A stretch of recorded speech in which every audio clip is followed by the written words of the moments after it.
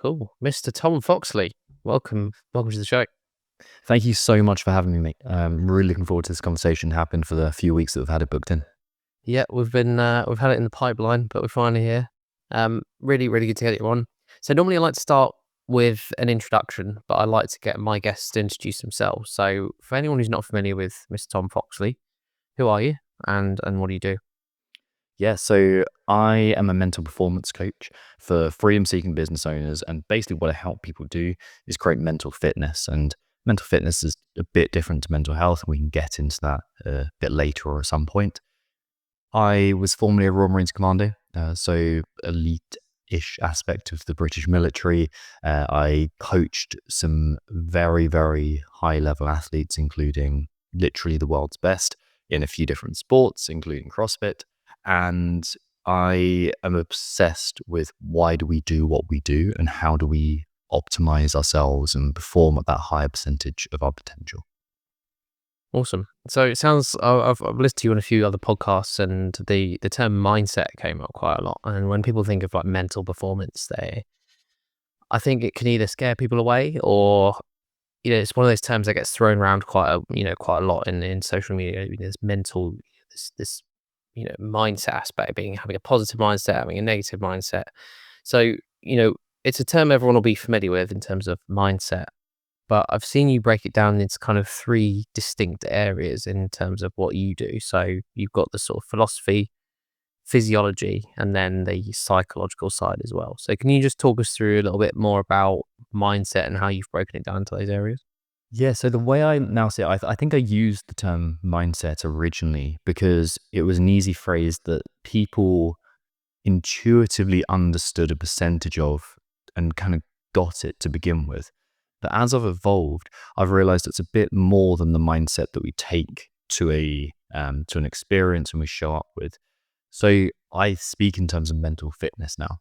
And our fitness is our ability to execute a task or to achieve a certain goal.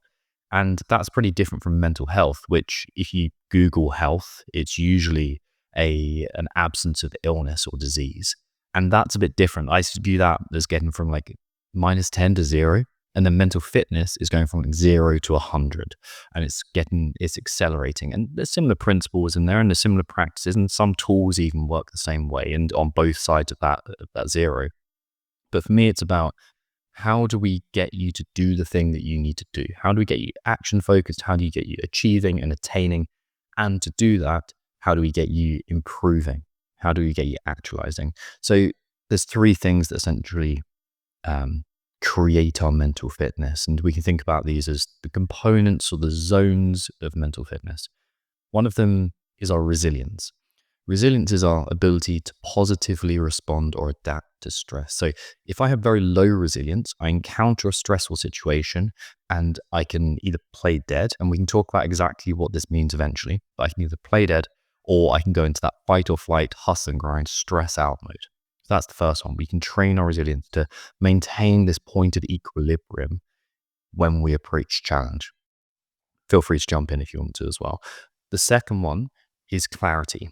Clarity is being able to see the situation, our path, and most importantly, ourself with clarity, clearly without a lens in the way. So this looks like typical goal setting stuff, but also looks at knowing yourself and freeing yourself from your stories. So that's the psychological aspect. The first one was physiological.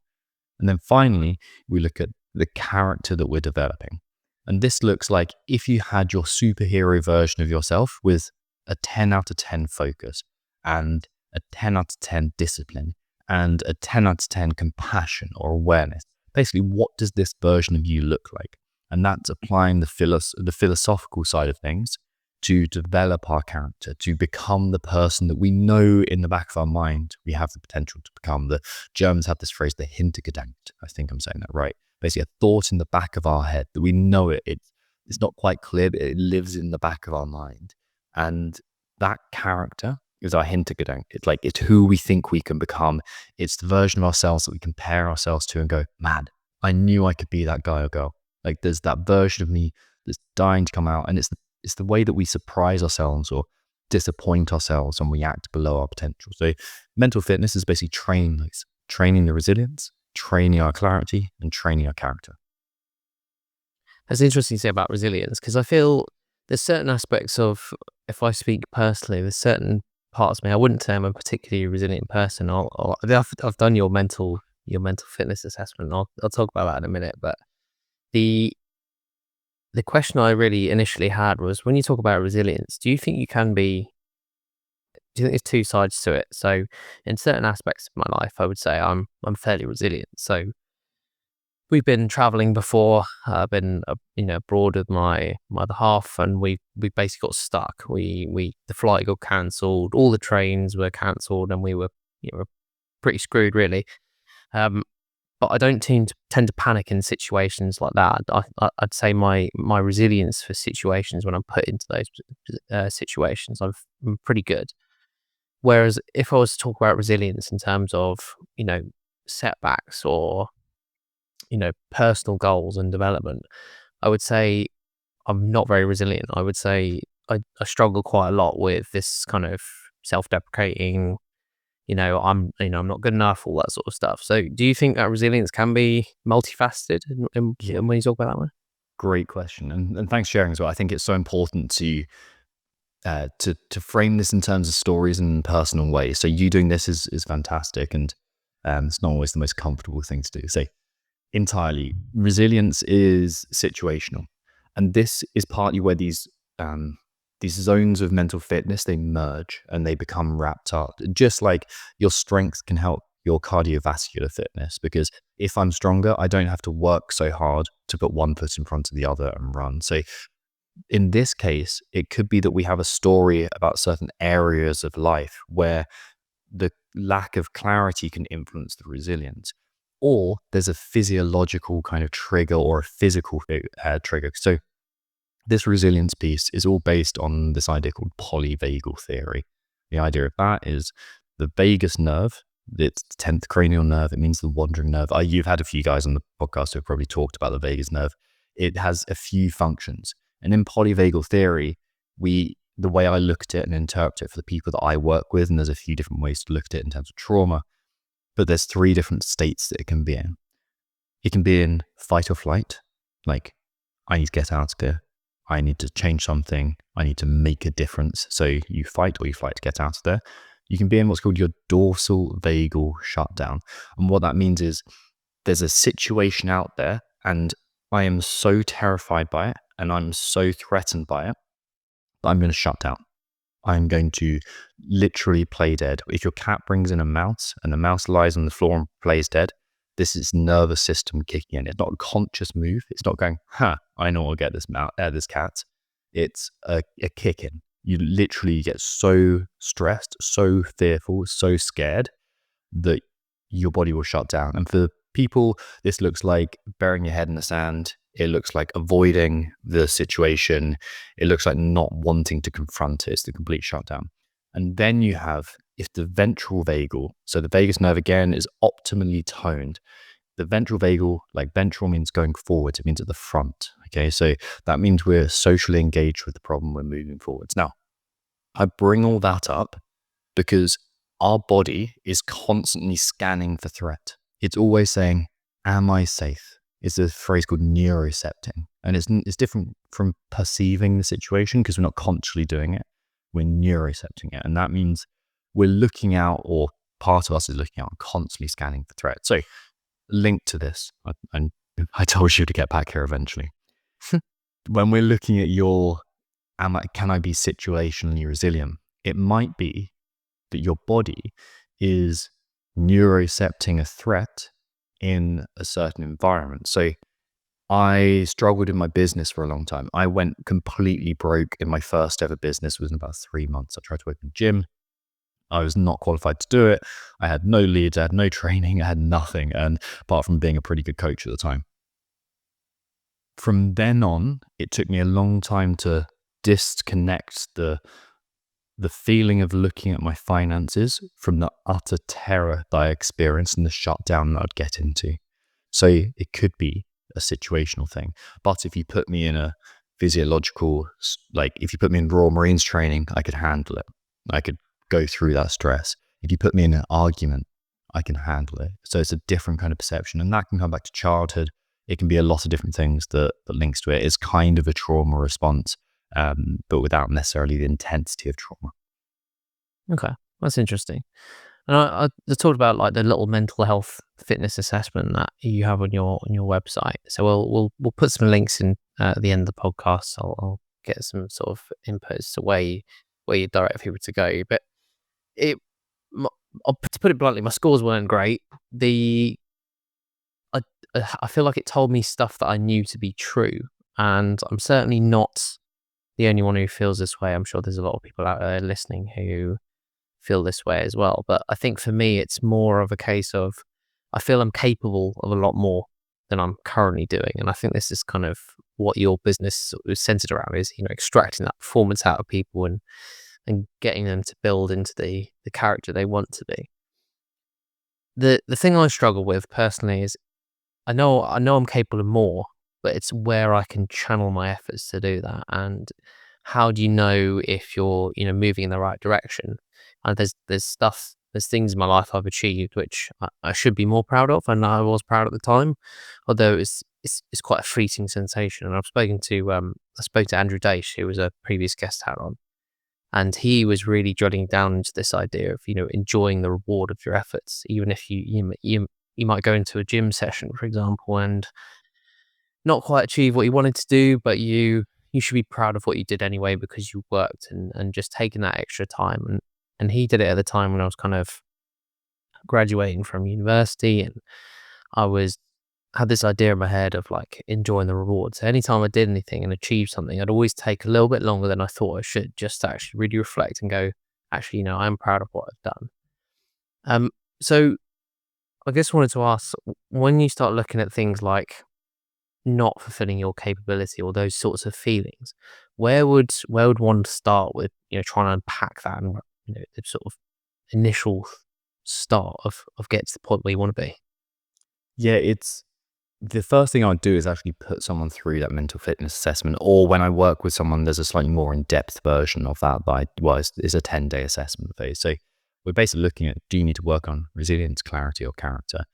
For 90% of people, it's an even split between resilience and clarity. Some people need that character development, but honestly, most people have stories that get in their way. In terms of clarity, the hierarchy is people haven't identified a clear objective that they can get behind. There's this idea called nested goals that we can go through, and I think that would be pretty useful at some point. But all that means is there's misalignment between what they're doing and how they're trying to get there and what they want. So it looks like if they're lacking clarity, they don't know where they want to go. They don't know the path to get there, obviously, because how can you know the path to get there if you don't know where you're going and you can't see yourself clearly? So that's the clarity component. And then the resilience thing is, if you are finding yourself confronting the same challenge time after time after time and not getting any further, it's usually a resilience challenge. And the reason that is because that ventral vagal, that is called the social engagement system, that circuit is switched on and we become creative and open and willing to risk and fail. So if it's like, I can't tap into that potential, well, firstly, there's a story there. Who says so? How do we know that's true? Because there are times you 100% have. So what's the story that's getting in the way? And then we just basically drill down into, okay, what's the root cause? Because someone might say, I want to get physically fitter, but what does that mean? Well, firstly, we need to figure out where you want to get to. What does physically fitter look like for you? Does it mean deadlifting a car, or does it mean running a sub 3-hour marathon? Like, what does it mean to you? Because they're very different training protocols. So that's the first step we start with. Okay, and then if we look at like we're talking about physical stuff there. So if you're looking at like a strength goal, I'd say that the metrics to know if you're on the right track may be quite clear cut. You may have a nice route of progression mapped out. When we're talking about the mind, how would you know if you're on the right direction? Would it be a similar sort of process? Yeah, a beautiful question. It's something that I seem to obsess over a lot, but not many people have thought to ask themselves. So it's a really, really insightful question, not just because I agree with it, because I think it helps people. So we're always walking two paths. The path of attainment and the path of actualization. And you can imagine you got one foot on both paths. So the path of attainment, let's say that's your right foot, is what are you getting from the world? This is really important. So is it the house? Is it the partner? Is it the job? Is it the dog? Is it like, what is it? Like, what are your steps that you're trying to accrue? Is it the wage? Is it the salary? Is it the revenue for your business? Like, how are you moving forwards on that? And then let's say your left foot is in the path of actualization. Who are you becoming? Are you moving forwards? Now, what I've found is people start moving that right foot forwards, the path of attainment, over and over and over and over again. And eventually you get stuck because they're basically doing the splits. They've got the left foot dragging behind them, and that is anchored in. They can't move any further forwards because they're snapping back with that kind of that path of actualization holding them back. So firstly, I look at, well, are you moving forwards in the things that you want to move forward in? Because remember, fitness is your ability to achieve a task, is to do something, is to perform how you need to in the world. So we can look at that, and then we can ascertain, is it a skill deficit? So is there a skill that you're lacking? Like, do you not know how to market your business, or do you not know how to deadlift a barbell properly? And if that's the case, we can just work on that. But more likely, from people who work with me, it's the actualization piece. So then we look at, let me back up. First metrics, what are the key metrics of success in your chosen discipline? So that could be revenue, that could be 5K time, you tell me, and you'll know that for you. And then we can look at in the personal growth side of things. That looks like physiologically, I track things like heart rate variability with my clients. Where are you at? Are you improving your heart rate variability? Are you finding a natural band to operate in? There's some complexity around that, and we can go into that if you want to.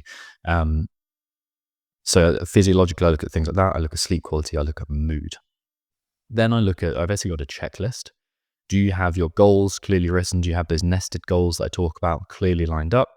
Have you been through your stories work that I do with people? Do you know your stories inside out? And at the end of it, you should be able to go through that mental fitness assessment, which is intentionally harsh, by the way, because I think people need to kind of realize where we're at and how much potential we have to give. It's not like everyone scores fairly low. Like, I don't score 100% on it. Like, definitely not. I'm about 70% on it. There's more I can give. So then I start to look at, like, have you basically filled in these boxes? Do you know the type of person you're meant to become? Are you always matching up? And then it's a more subjective measure, and it's a conversation.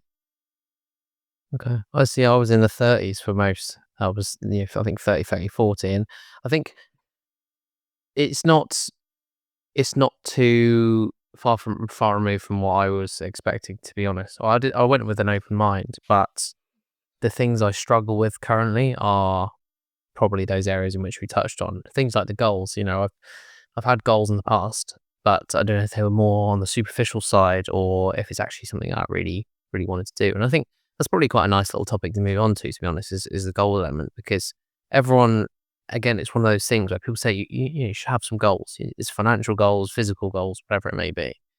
But when we're talking about, again, like mind, I'm currently working with a coach, just started working with a coach to, I said I'm kind of struggling at the moment and I want to build.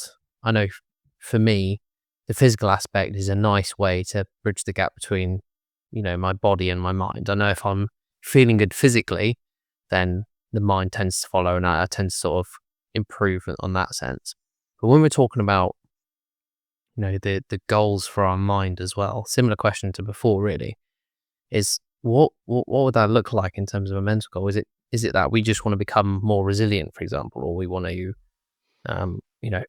when someone shouts at you and puts you in a stressful situation, you are a better person at responding to that?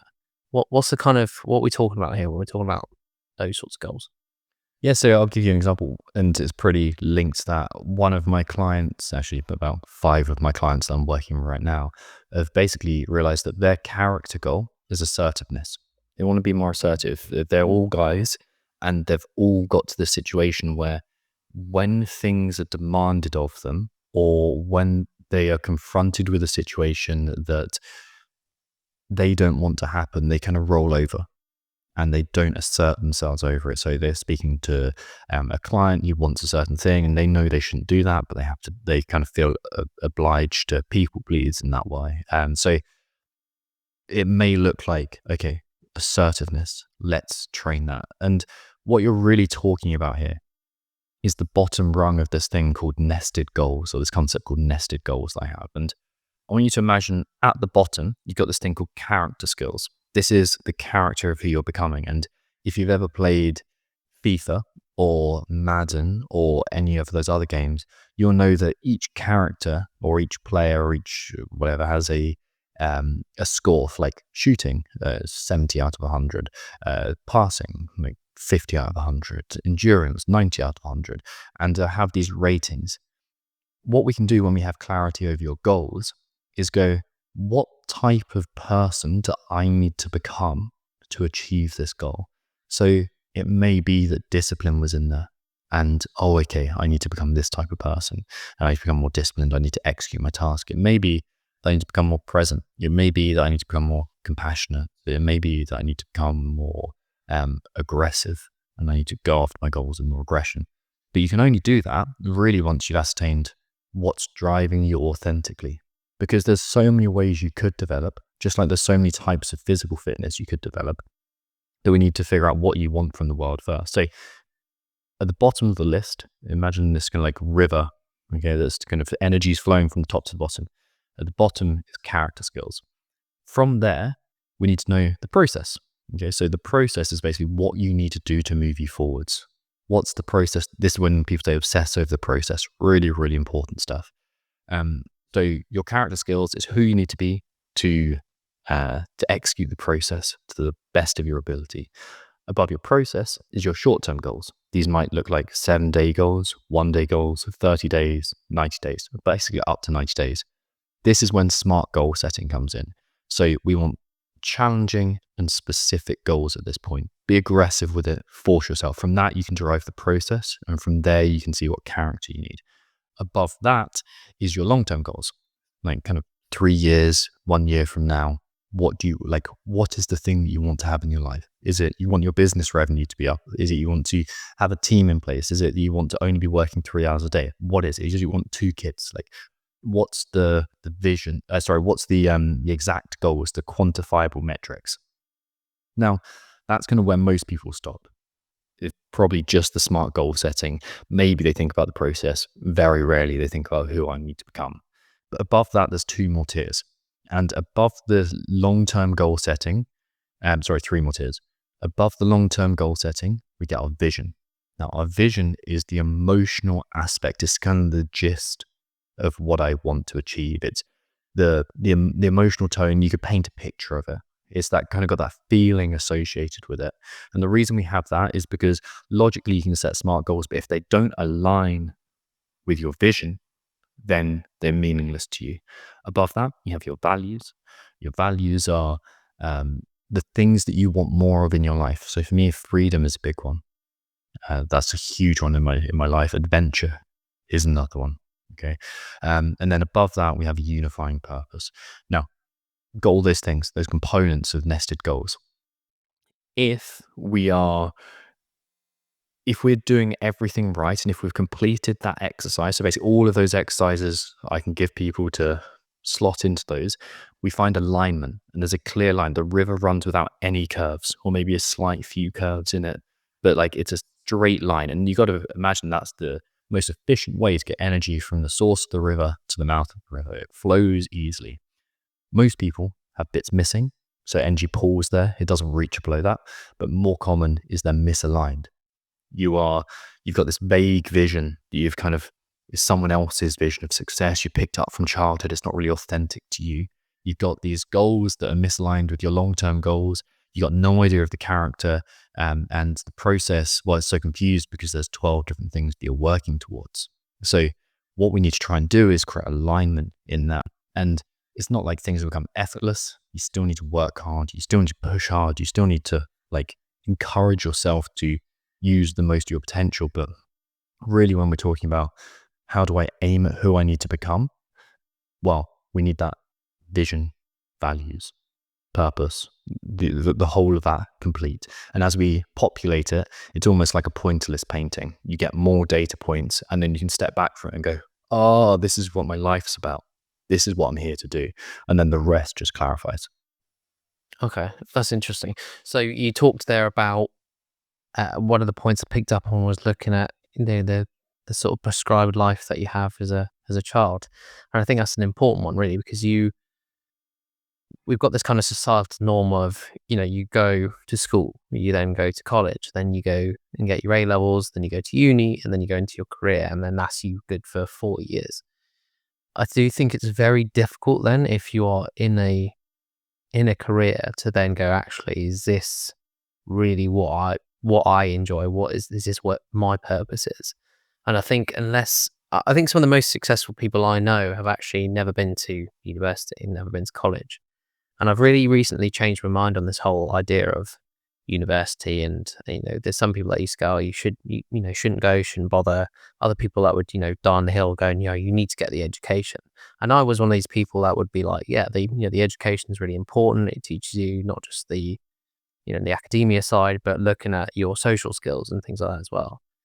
And then as I've gotten a bit older, I've realized actually there's a lot of people doing very well because they've had this idea from the beginning that they didn't want to go to uni, that it was very clear cut, and they didn't want to follow that kind of prescribed path.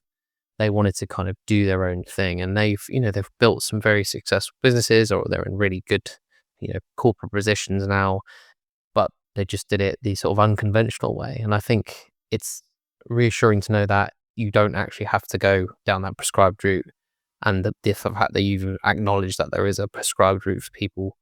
I think people kind of get scared of the fact that I don't really want to deviate from Mhm. what people have said I need to do, and what parents have said I need to do.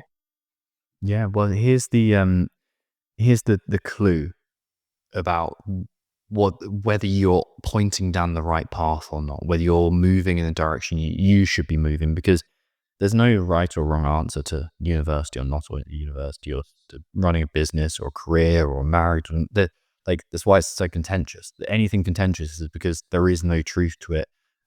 There's different perspectives to different people, and that entirely depends on you and what you are set up to be doing. You should be applying your strength in the best way you can.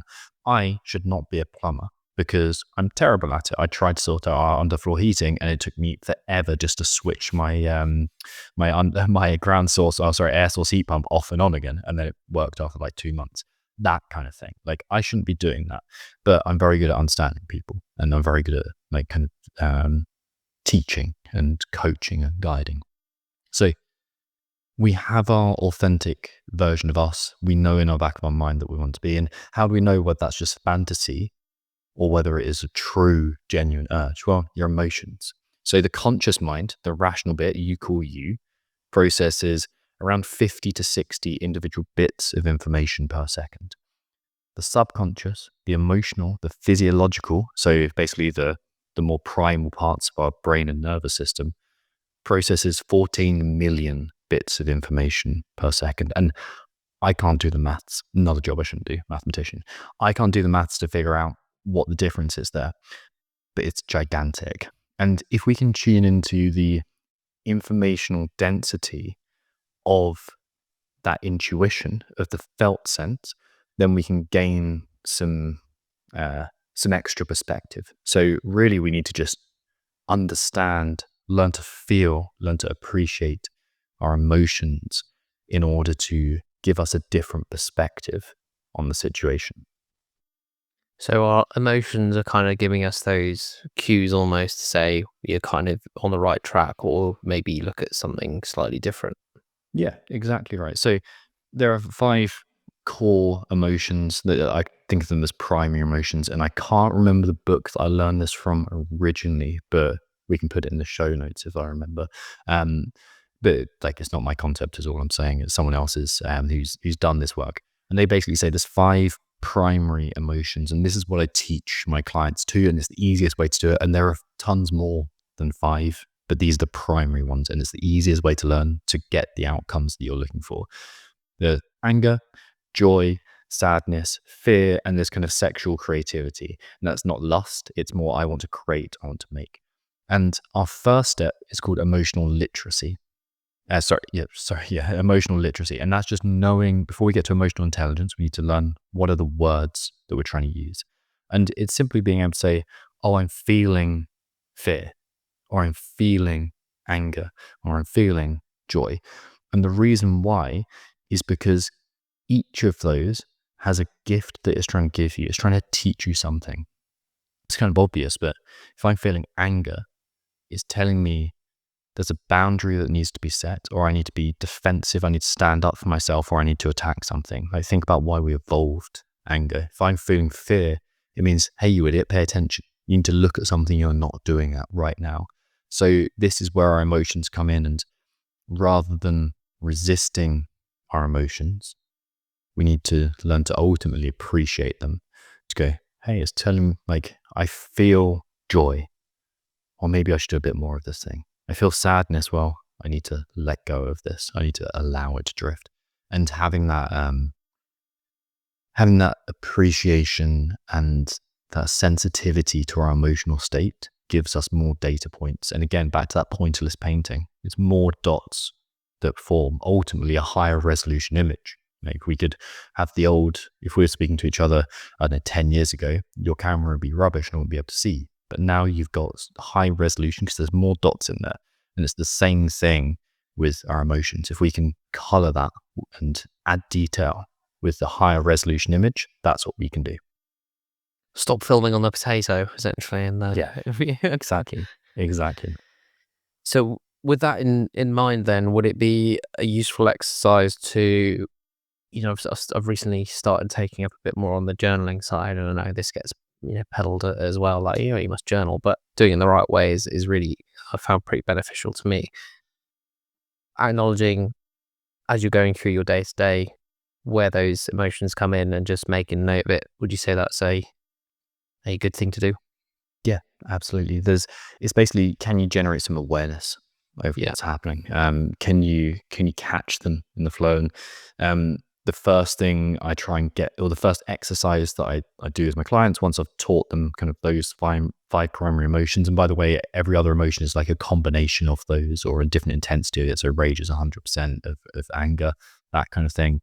The first thing I do with them, the first exercise I get them to do, is simply stop 5 times a day and just go, which of those 5 am I feeling right now? It has to be one of those 5. And it makes you sit there, like, get to know the physiological symptoms of it and go, okay, I didn't realize it, but I'm feeling sadness right now. That's interesting. And that's it. There's no attaching to it. There's no attaching a story to it, but it's kind of like hey, that's interesting. Yeah, just acknowledging the feeling. I can't remember who it was Andrew Shaw had on the podcast.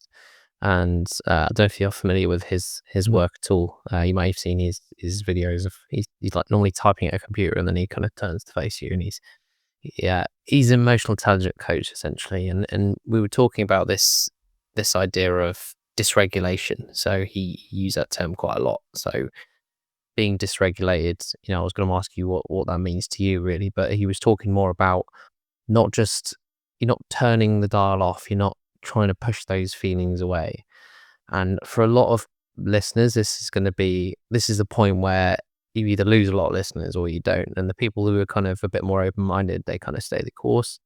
Those who, I think, tend to, I want to say shy away, because everyone's got their own reasons for doing it, but I feel like this sort of stuff is where you get a big divide in people and go, no, feelings, opinions, I don't like it, I don't want to know.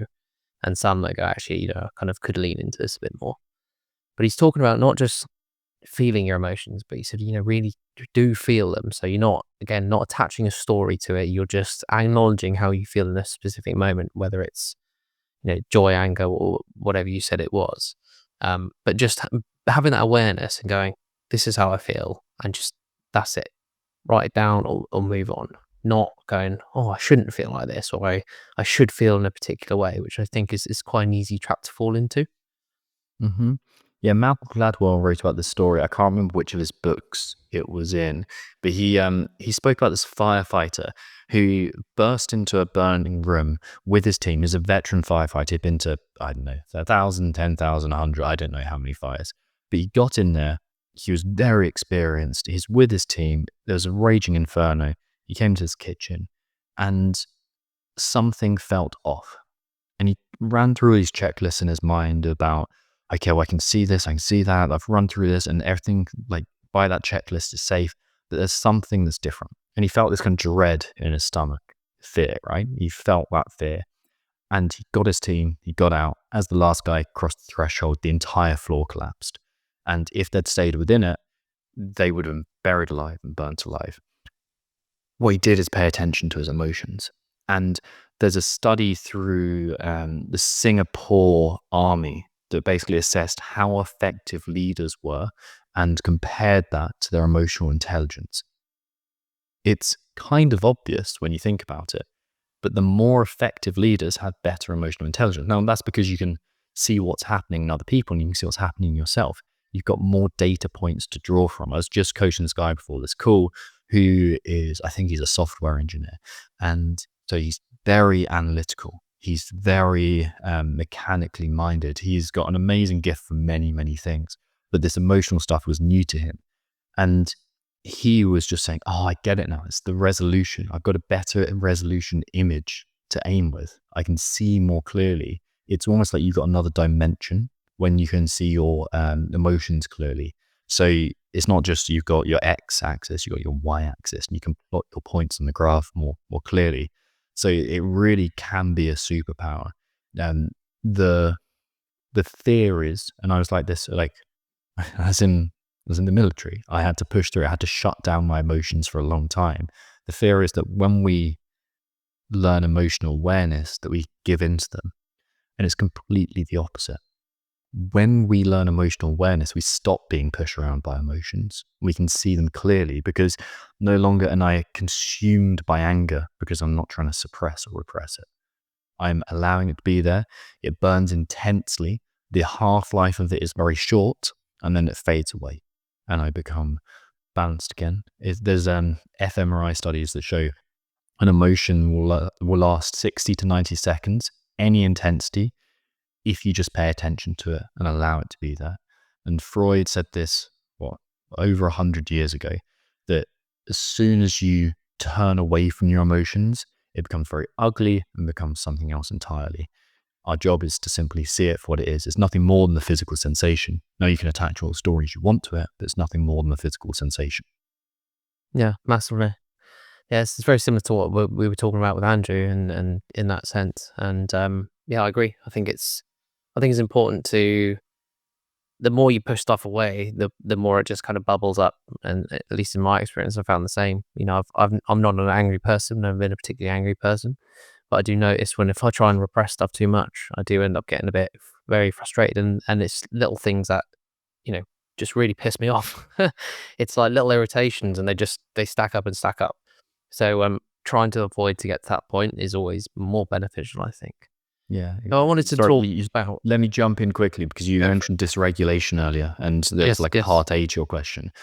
The way I think of dysregulation is you have this window of tolerance, which is how much stress did you talk about window of tolerance with anyone else before? Not window tolerance. We talked about allostatic load. I don't know if that's a similar principle. Yeah, there's definitely carryovers between it. So window tolerance is basically how much stress or how much challenge can I handle? And either side of that, you get kind of hyper arousal and hypo arousal. So you get overstimulated, your fight or flight, or you hypo arouse, you down regulate, you're very low, and it can trickle over into that shutdown that I talked about before.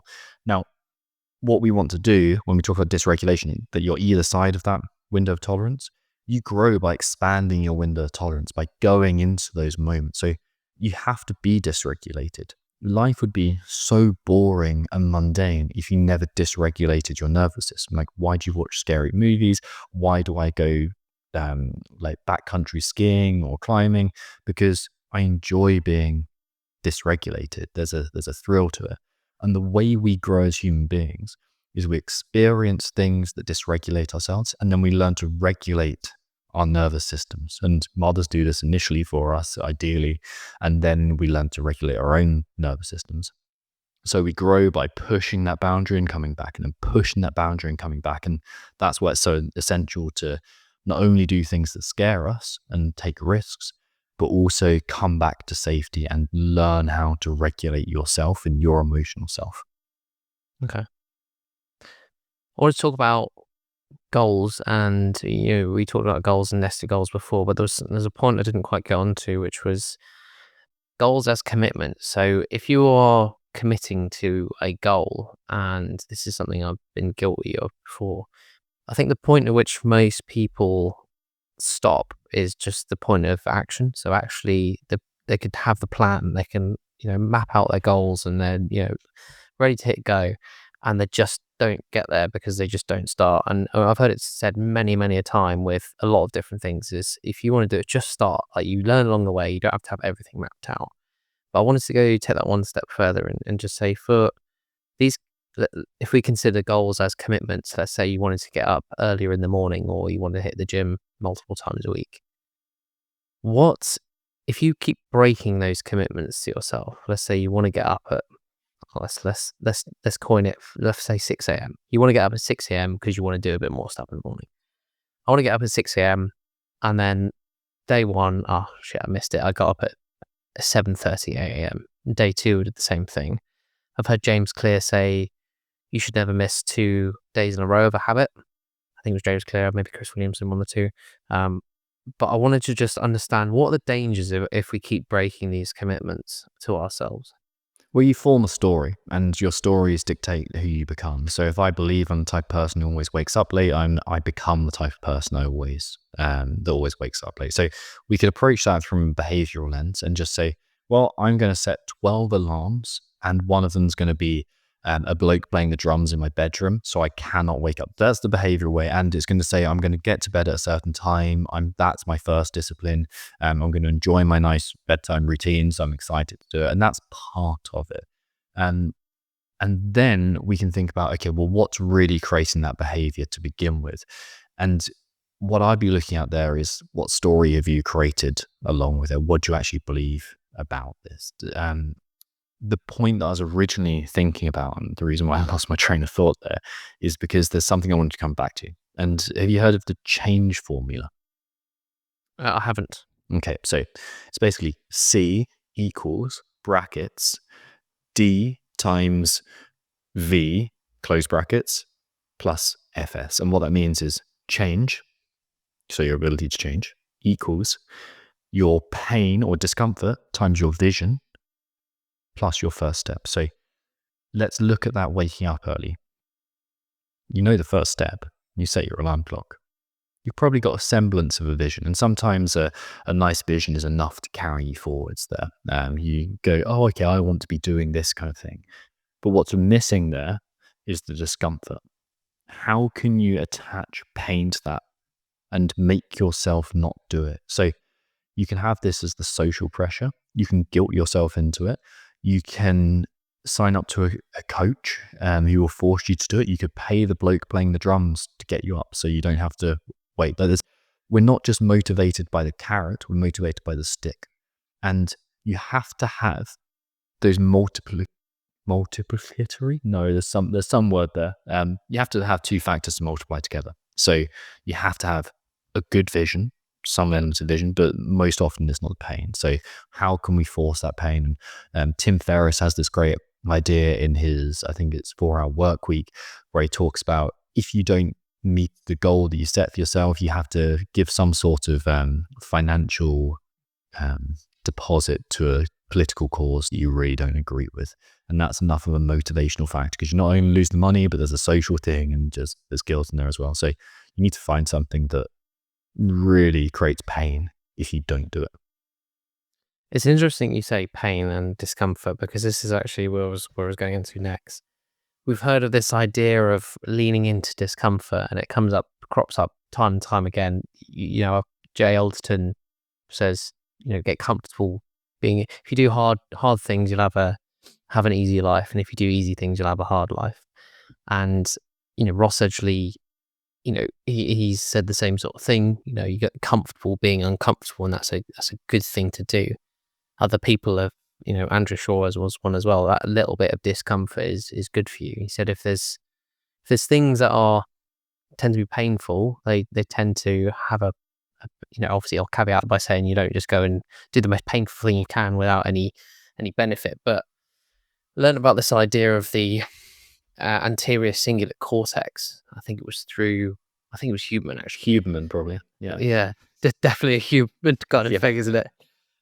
So part of the brain where you can almost train your willpower. So by doing things that you don't want to do, let's take the very classic example of like a cold shower or something like that. Doing something you really don't want to do and doing it anyways, you can build that willpower muscle. You can almost train your brain and grow that sort of ACC or MCC, whatever it was.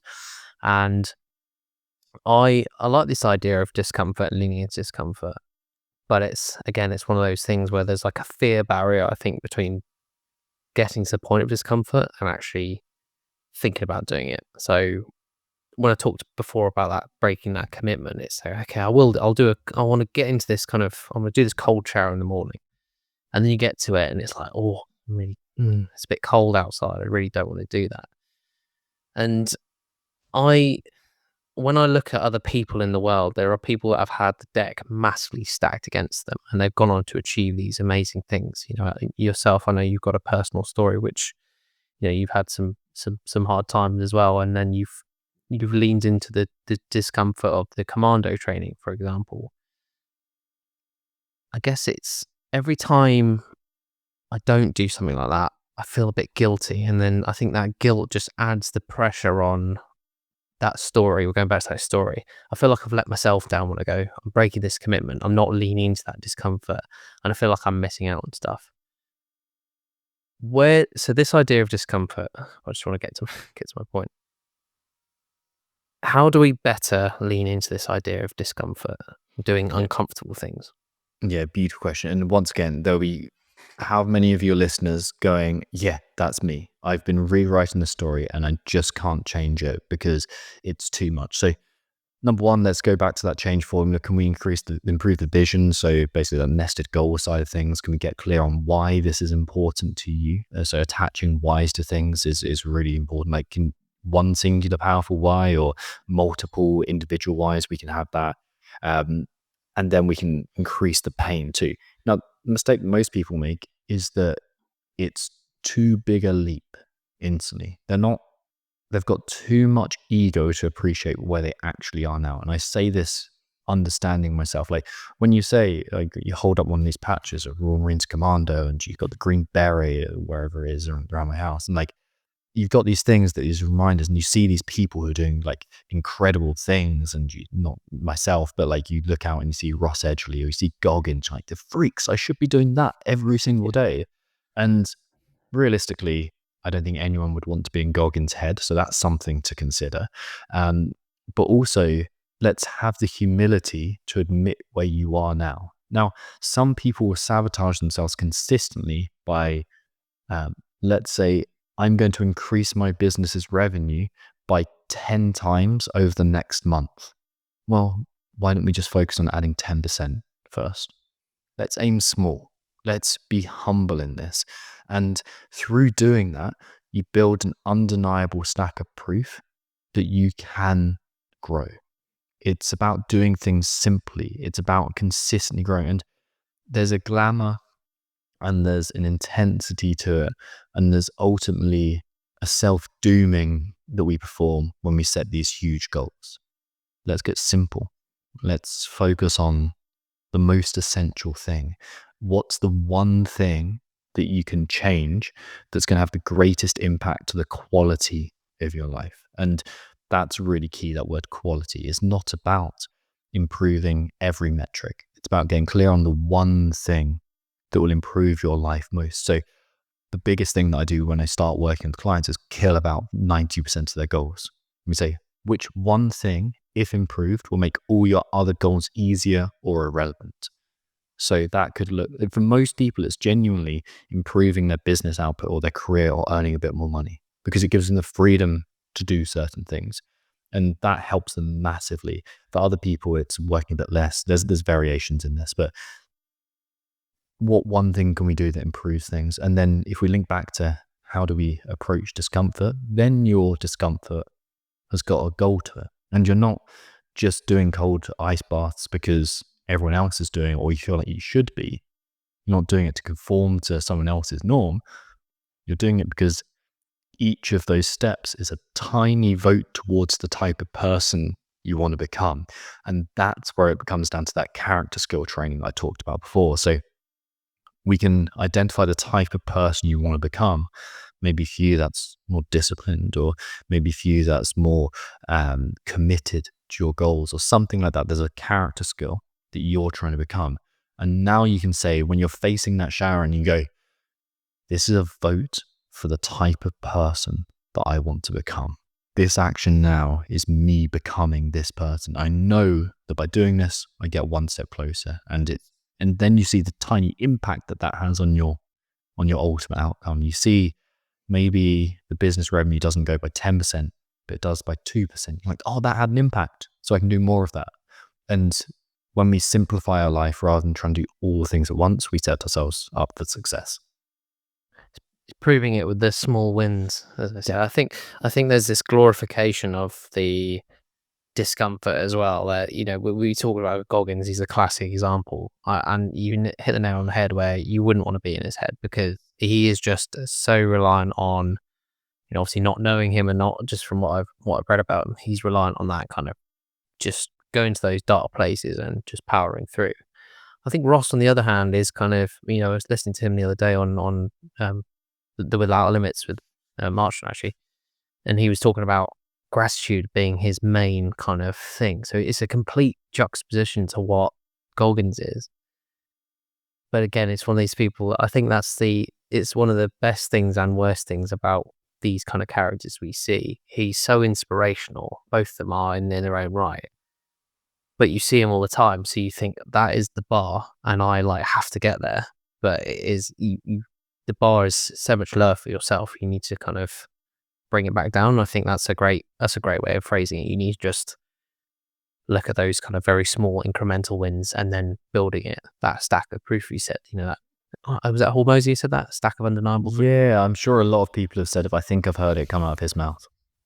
So building that stack of undeniable proof of, you are who you say you are, I think is what he was saying. So, and I think that's something I've tried to look back on as well and go, actually, even if I'm not quite where I want to be yet, sometimes it just takes a moment to reflect on actually what you have achieved. And when I look at imposter syndrome, I default to that quote a lot by going, well, here's all the stack of evidence for me that says, you think I can't do this, but actually here's every time documented where I've shown in the past that I can do it. And I think it's just building that layer by layer, layers of paint, as I say, just building that individual. When you meditate enough, you realize that the past is nothing but a story you're telling yourself, and the future is nothing but the story you're telling yourself. But this moment right now, not 5 minutes from now, but this moment right here, right now, you have almost total control over how you behave. And if you can default to being conscious rather than unconscious, you can create the outcomes that you want by simply being who you need to be in that moment. So it's really can you keep yourself on the edge of the rut and not falling into the rut of unconsciousness? Can you climb out over and over and over again into that conscious reality? Is there something to be said for being overly conscious? I think Chris Williamson coined it the curse of the deep thinker, where you have, you and I are very much on the same sort of level, and that we've clearly watched the same sort of thing, absorbed the same sort of content. So I can imagine we've got similarities in what we do.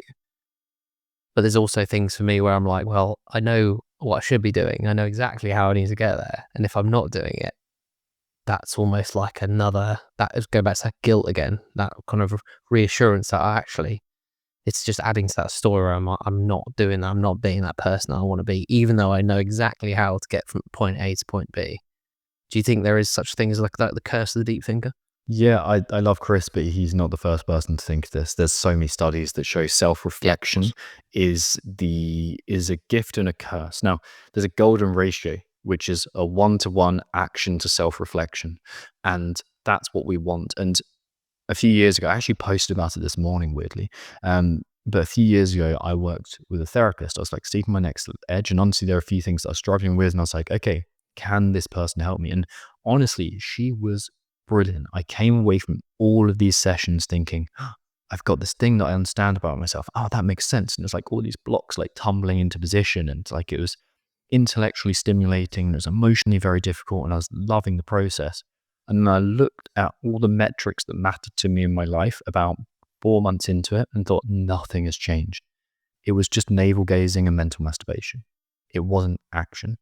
So when this is the difference between a coach and a therapist. And the therapists are very important for a lot of people, but they're not coaches, because coaches work with a narrow band of people to get a specific outcome. And so a sprinting coach gets that job, like gets the job done. And I coach people to improve the quality of their lives through mastering themselves and their business. Like it's very specific. A coach is there to get a specific outcome. And that's because it's changing the actions and the behaviors associated with it. A therapist is there so you understand, so you can find your own solutions. A coach says, here are the answers. This is how you grow. Awesome. Tom Foxley, thank you very much, man. That's really insightful. There's definitely things that I've picked up on throughout the conversation, which I'm gonna, have a look at, and just kind of peeling back the layers of it and not aiming so high. I think the sort of 1%. I think it was who was it that said 1% better every day. I love a good quote, but it is very true. You don't have to, you don't have to change the world overnight. It's just building those layers and kind of starting to change that narrative. So yeah, thank you, man. Really appreciate the conversation. My absolute pleasure. Thank you so much for having me on. So if anyone wants to find out more about what you do, your coaching side of things, social media, let us know where can they go. Yeah, 3 places really. It depends what works best for you. First one, my podcast. I just released it's a daily 3-ish minute podcast. The podcast itself is called The Freedom Project, but there's a sub-series within that. It's called The Mental Edge. And you'll see Mental Edge number 1, 2, 3, 3 to 5 minutes every single day with something actionable at the end so you can master that day. It's like a shot of espresso for your soul. That's the idea behind it. So subscribe to that. Hit my website up, tomfoxley.me, foxley.me. And then the easiest way, and I love it when people do this because it makes it way more human when I do a podcast, is to head to my Instagram, which is just Tom Foxley, Foxley. Shoot me a message. Let me know if you enjoyed the show. Let me know what your biggest takeaway was. And I like to have conversations with people because otherwise it can be like we're in a vacuum and you listen to podcasts like this and you think, oh, well, that's someone who's doing their own life and they're not having kind of real conversations with people like me. I like to have conversations with people like you. So reach out to me there. Nice one, Tom. Appreciate it, man. Thank you.